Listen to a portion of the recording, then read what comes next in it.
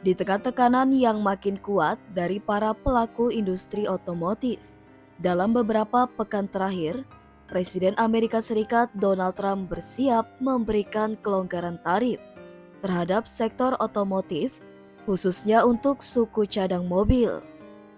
Langkah ini dipandang sebagai kemunduran strategis dalam kebijakan perangnya terhadap perdagangan, sekaligus sinyal bahwa Gedung Putih mulai mempertimbangkan dampak ekonomi dari kebijakan tarif yang agresif. Berdasarkan laporan dari Financial Times, Kamis 24 April 2025, yang mengutip dua sumber yang mengetahui langsung proses negosiasi, Trump berencana mengecualikan suku cadang mobil dari tarif tinggi yang dikenakan atas impor dari Cina, yang semula dimaksudkan sebagai bentuk hukuman terhadap peran negara tersebut dalam produksi bahan kimia fentanyl. Suku cadang tersebut juga akan dibebaskan dari tarif atas baja dan aluminium dalam sebuah skema yang disebut destacking atau pelonggaran berlapis dari beban tarif. Meskipun demikian, pengecualian ini tidak mencakup seluruh sektor otomotif. Tarif sebesar 25% atas semua mobil yang diproduksi di luar negeri tetap diberlakukan.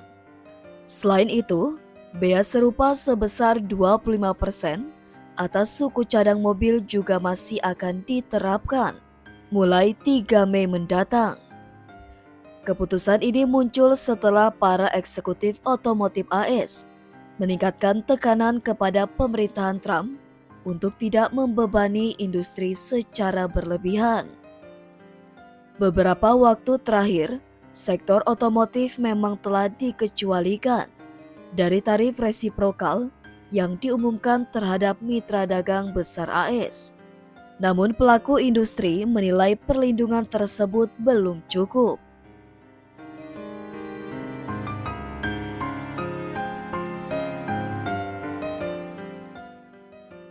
Seorang eksekutif senior lainnya menyampaikan kekhawatiran serupa.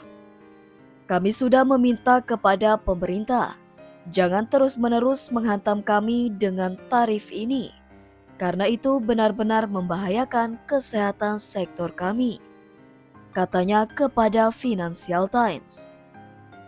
Langkah pelonggaran ini menjadi pertanda terbaru bahwa Presiden Trump mulai terbuka untuk memberikan pengecualian bagi industri-industri favorit setelah rencana tarif besar-besaran sebelumnya menyebabkan gejolak besar di pasar global dan menimbulkan kekhawatiran resesi di dalam negeri.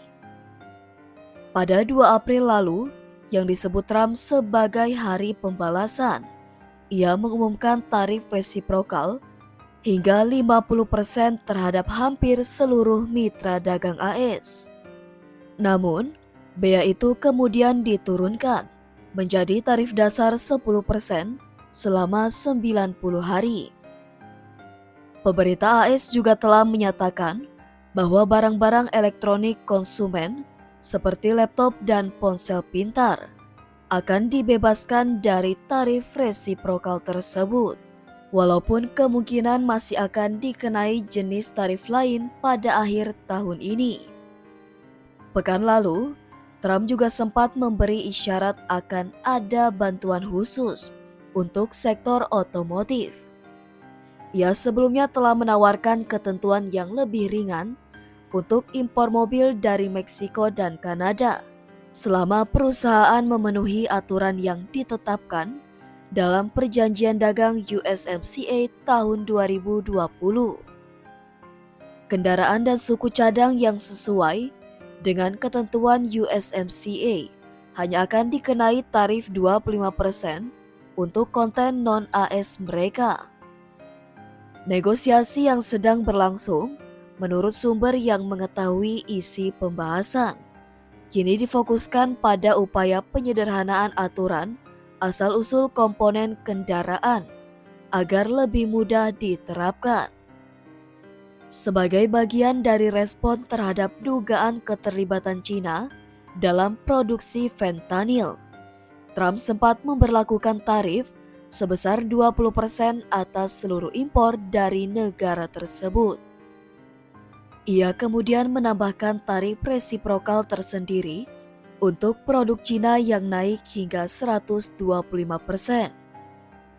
Meski begitu, suku cadang mobil tidak termasuk dalam daftar tarif resiprokal tersebut, sehingga hanya terkena bea 20% karena isu fentanyl. Ditambah bea atas kandungan baja dan aluminium, serta tarif kendaraan 25%.